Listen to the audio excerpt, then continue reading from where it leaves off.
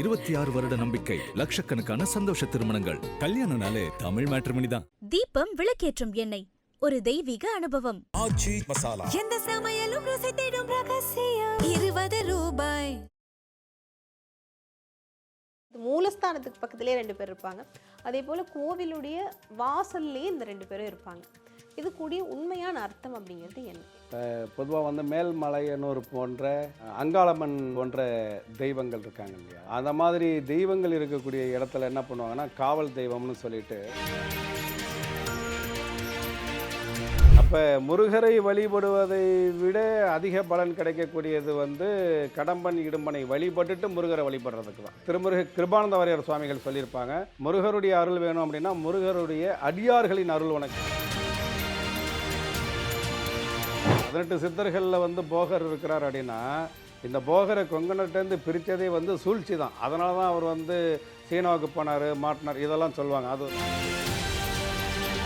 ஆன்மாவை காக்கக்கூடியது துவாரபாலர்கள் நம்ம மனித உடம்புல இருக்குது அப்படின்றத உணர்த்துவதற்காக அந்த துவாரபாலர்களை சிவன் கோயிலில் வச்சுருக்காங்க அப்படின்றத ஒரு பக்கம். இது ஞான நிலையில். ஆனால் என்னுடைய குருமார்கள் எனக்கு எப்படி சொல்லி கொடுத்தாங்க அப்படின்னு கேட்டால், எல்லா சிவன் ஆலயத்திலையும் துவாரபாலகர்கள் அது இல்லை என்கின்ற போது அது சிவன் கோயில் இல்லை அப்படின்னு சொல்லிட்டு, அப்போ அவர்கள் ஜீவன் முக்தி அடைந்ததற்கு பிறகு அவர்களால் பலனடைந்த அந்த பக்தர்கள் என்ன செய்கிறாங்க, அல்லது சீடர்கள் என்ன பண்ணுறாங்கன்னா அவருக்காக ஒரு கோவிலை உருவாக்கிடுறாங்க. அப்படி உருவாக்கும் போது இவருடைய நோக்கம் என்ன?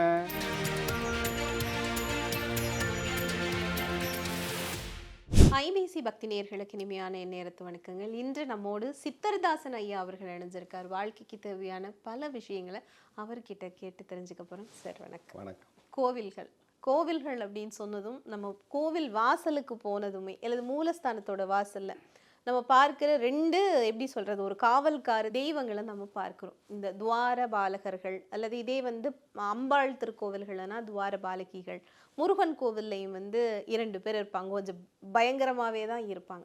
உண்மையாகவே இந்த துவார பாலகர்கள், இந்த கோவில் இருக்கிற இந்த துவார பாலகர்களுக்கான அர்த்தம் அப்படிங்கிறது என்னன்னு? ஒவ்வொரு இடத்துக்கும் ஒரு அர்த்தம் இருக்கு. இது மூலஸ்தானத்துக்கு பக்கத்திலே 2 பேர் இருப்பாங்க. அதே போல கோவிலுடைய வாசல்லையே இந்த 2 பேரும் இருப்பாங்க.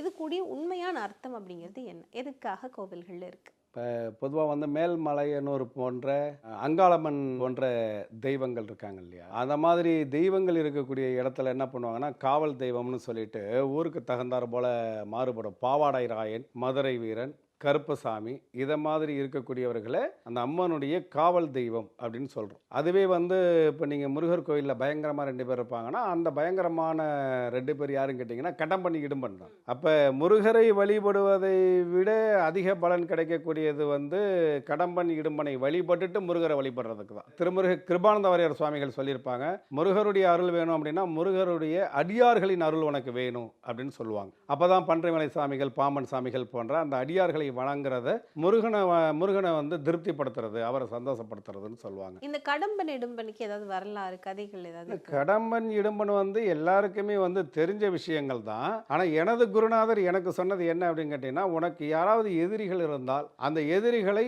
அழிக்கணும்னு சொல்லி நீ நினைக்காத, அவர்களையும் பக்குவப்படுத்தி உன்னோடு வைத்துக்கொள் அப்படின்றது தான் அதனுடைய சாரம்சம். 18 சித்தர்களில் போகர் இருக்கிறார் அப்படின்னா, இந்த போகரை கொங்கணட்டேருந்து பிரித்ததே சூழ்ச்சி தான். அதனால தான் அவர் சீனாவுக்கு போனார், மாட்டினார், இதெல்லாம் சொல்லுவாங்க. அது ஒரு கதை. அது அந்த காலகட்டத்தில் அப்படி. ஆனால் இன்றைக்கி காலகட்டத்தில் ஒருத்தனை அழிக்கணும்னு முயற்சி பண்ணுறான், ஒரு இடத்துலேருந்து ஒரு இடத்துல தள்ளி விடணும்னு முயற்சி பண்ணுறான் அப்படின்ற மாதிரி இருந்தால், அவனை எதுக்கிறதுக்கு நேருக்கு நேராக பேசுகிறதுக்கு மன ரீதியாகவும் உடல் ரீதியாகவும் தெம்பு இல்லைன்னா உடனே அவன் என்ன பண்ணுறான் அப்படின்னு கேட்டிங்கனாக்கா, வெட்டுடியார் காளியம்மன் கோயிலுக்கு போய்ட்டு காசை வெட்டி போடுறது, மடப்புறம் காளியம்மன் கோயிலுக்கு போய்ட்டு காசை வெட்டி போடுறது, வேதாரண்யம் பக்கத்தில் ஐயனார் கோயில் இருக்கும், அந்த ஐயனார் கோயிலில் போயிட்டு குதிரைக்கு கீழே ஒரு வேப்பங்குச்சி அடிச்சுட்டு வருவான். இதெல்லாம் பண்ணான் அப்படின்னு சொன்னால் அந்த எதிரிகளை சம்ஹாரம் பண்ணது அவனுடைய வாழ்க்கையை என் வாழ்க்கையை நீ கெடுத்த உன் வாழ்க்கையை எனக்கு கெடுக்கிறேன், இப்படி தான். ஆனால் அதில் யாருக்கும் ஆதாயம் அப்படின்றது கிடையாது. ஆனால் என் குருநாதர் என்ன சொல்கிறாங்கன்னா, கடம்பனும் இடும்பனும் முருகனை எதிர்த்தார்கள். அவர்களுடைய அசுர குணம் எல்லாருக்கும் அச்சுறுத்தலாக இருந்துச்சு. மற்றவர்களுடைய வளர்ச்சியை வீழ்ச்சியாக மாற்றக்கூடிய வல்லமை அந்த கடம்பனுக்கும் இடும்பனுக்கும் உண்டு. உடனே முருகப்பெருமன் என்ன பண்ணுறாரு, அவங்கள சம்ஹாரம் பண்ணலை. அவர்களை பக்குவப்படுத்தி தனக்கு வந்து பாதுகாவலர்கள் மாதிரி மெய்காப்பாளர்கள் மாதிரி பக்கத்திலே வச்சுக்கிட்டார். அப்போ இதை வந்து நம்ம முருகனை கும்புறது பெருசல்ல. முருகர் என்ன செய்தார்? எதிரிகளை அழிக்கிறதுக்காக காசை தூக்கிட்டு கோயிலுக்கு போகல. அவர்களை வந்து வென்று, அவர்களை பக்குவப்படுத்தி, அவர்களை சாந்தப்படுத்தி, அவர்கள் மனதில் இருக்கக்கூடிய அந்த அசுர குணத்தையும் நச்சுத்தன்மையையும் அழித்து அவர்களை சாந்தமான ஒரு மனிதராக மாற்றி இவங்க கூடவே வச்சுட்டாங்க. இதுதான் வந்து கடம்பன் இடமன். இது எல்லாருக்குமே தெரிஞ்ச விஷயங்கள் தான். பட் அதை புரிந்து கொள்ளக்கூடிய விஷயம் மட்டும்தான் என்னுடைய குருநாதர் இப்படி சொன்னாருன்னு நான் சொல்கிறேன். சரிங்களா? அப்போ இவர்களை வழிபட்டு விட்டு அதற்கு பிறகு முருகரை போய் வழிபடுறோம். அப்போ இவங்களுக்கு என்ன பண்ண, நம்ம வந்து அசுரராக இருக்கும்போது எல்லாம் நம்மளை பார்த்து பயந்து ஓடினாங்க. ஆனால் இன்றைக்கி முருகருக்கு பாதுகாவலராக மெய்காப்பாளராக இருக்கும்போது முதல்ல நம்மளை கும்பிட்டுட்டு நம்மளை வணங்கிட்டு அதுக்கு பிறகு தான் முருகரையே போய் வணங்குறாங்க. அப்போ என்ன ஆகுதுன்னு கேட்டிங்கன்னா, அவரை நம்ம வந்து முருகரை வணங்கும் பொழுது நமக்கு கிடைக்கக்கூடிய முழுமையான பலன்கள் நமக்கு கிடைக்குது அப்படின்றது இதோடைய தாத்பரியம் தான். அது இதே போல் சிவன் கோவில்கள்லையும் 2 பேர் இருப்பாங்க இல்லையா? அவங்களோட வரலாறு ஏதாவது சொல்ல முடியுமா? சிவன் கோவிலில் இருக்கிறவங்களை வந்து துவார பாலகர்கள். இப்போ துவார பாலகர்கள் அப்படின்றது வந்து ஆன்மீகத்தில் இந்த ஞான நிலையில் இருக்கக்கூடியவர்கள் வேறு மாதிரி சொல்லுவாங்க. இந்த வேறு மாதிரி அப்படின்னு சொன்னால் நம்மளுடைய உடம்பில் இருக்கக்கூடிய அந்த ஆன்மா அப்படின்னு சொல்கிறோம் இல்லையா, இந்த ஆன்மாவை பாதுகாப்பதற்கு இருக்கக்கூடிய போர் வீரர்கள் 2 பேர். அது எங்களோட உடம்புல எங்கே இருக்கு? எல்லா மனிதர்களுடைய உடம்புலையும் அந்த ஆன்மாவை பாதுகாப்பதற்கு போர் வீரர்கள் போன்ற விஷயம் இருக்குது. இதை தான் துவார பாலகர்கள் அப்படின்னு சொல்லுவாங்க. இதை ஞான நிலையில் இருக்கிறதுனால நான் அறகுறையாக ஏதாவது புத்தகத்தை படிச்சிருந்தா இப்படி தான் அப்படின்றத வந்து நம்ம சொல்லிட்டு போயிடலாம். இது வந்து ஒரு ஞான நிலை. தெரிந்தவர்களுக்கும் அதை புரிந்தவர்களுக்கு மட்டும் அந்த ஞானம்தான் வேணும்னு நினைக்கிறவங்களுக்கு சொல்லக்கூடிய ரகசியமான முறைகள் இது. ஆனால் ஒரு ஆன்மாவை காக்கக்கூடியது துவாரபாலகர்கள் நம்ம மனித உடம்புல இருக்கு அப்படின்றத வந்து உணர்த்துவதற்காக அந்த துவாரபாலர்களை சிவன் கோயிலில் வச்சுருக்காங்க அப்படின்றத ஒரு பக்கம். இது ஞான நிலையில். ஆனால் என்னுடைய குருமார்கள் எனக்கு வந்து எப்படி சொல்லி கொடுத்தாங்க அப்படின்னு கேட்டால், எல்லா சிவன் ஆலயத்திலையும் துவாரபாலகர்கள் இருக்க மாட்டாங்க. சில கோயில்கள்லாம் போய் பார்த்து, இப்போ திருவாரூரில் தியாகராஜ சாமி கோயிலை போய் பார்த்தோம்னா அந்த இடத்துல துவாரபாலகர்கள் இருக்க மாட்டாங்க. டைரெக்டாக சிவபெருமானே பார்த்த நந்தீஸ்வரருக்கு அடுத்தது சிவபெருமான். இதே மாதிரி எல்லா ஊர்லேயும் பல சிவன் கோயிலில் நான் பார்த்துருக்கேன். அப்போ என்னுடைய குருநாதர்கிட்ட நான் ஒரு டைம் கேட்கும்போது அவங்க என்ன சொல்கிறாங்க, துவாரபாலகர்கள் எங்கே இருக்கிறார்களோ அது மட்டும்தான் சிவன் கோவில். துவாரபாலகர்கள் எங்கே இல்லையோ அது சிவன் கோவில் இல்லை. எதுக்காக அப்படி ஒரு அடையாளம் வச்சுருக்காங்க? சிவன் கோயிலில் துவாரபாலகர்கள் இருப்பாங்க, அதாவது சிவன் கோவில் இல்லை அப்படின்னு சொல்கிறீங்க இல்லையா? அது என்ன கோயில் என்ன நீங்கள் சொல்லல, அதையும் சொல்லுவீங்க. அங்கே ஏன் துவாரபாலகர்கள் இல்லை? வந்து நான் 2 மாதிரியாகவே பிரித்து சொல்கிறேன். மேக்சிமம் இதை உன்னிப்பாக கேட்டால் புரியும். சிவன் என்பது ஜீவன் என்பது ஆன்மா.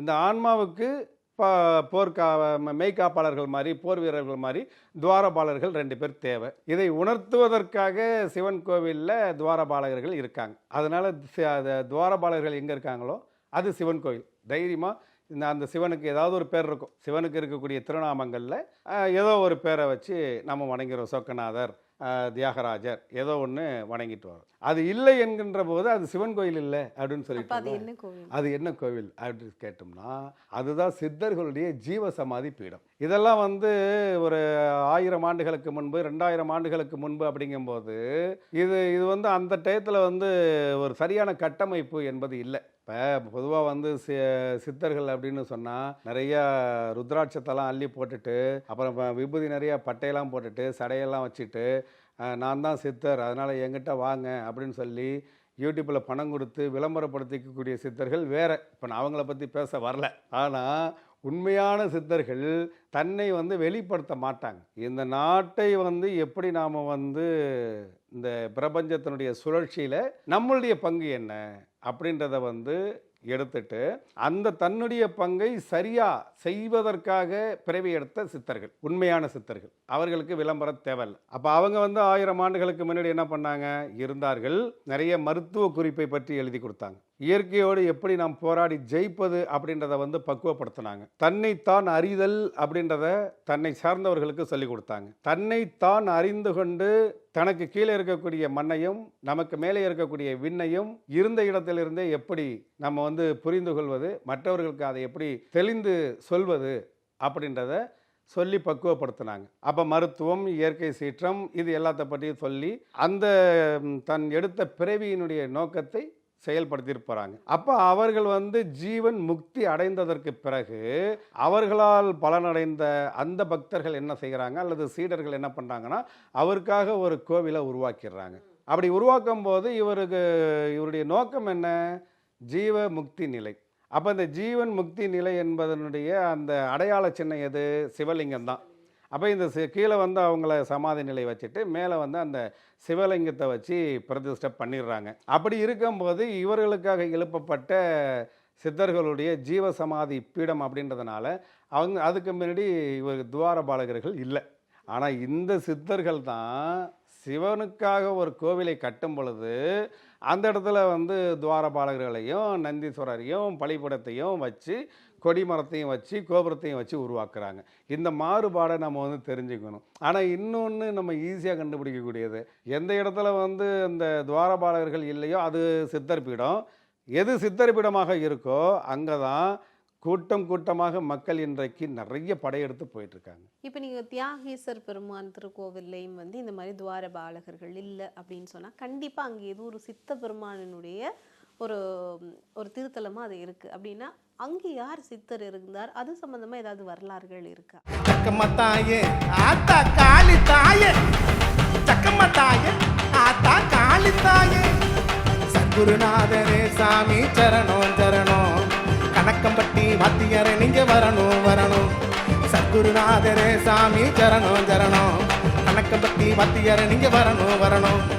பாட்டெடுத்து பாடி வரேன் மாங்கு பாட்டு, கணக்கம்பட்டி வாசலில் நம்ம தமிழ் சத்தம் கேட்டு 26 வருட நம்பிக்கை, லட்சக்கணக்கான சந்தோஷ திருமணங்கள். கல்யாணம்னாலே தமிழ் மேட்ரிமனி தான். தீபம் விளக்கேற்றும் எண்ணெய், ஒரு தெய்வீக அனுபவம். ஆச்சி மசாலா. எந்த சமையலும் ருசி தேடும் ரகசியம். 20 ரூபாய்.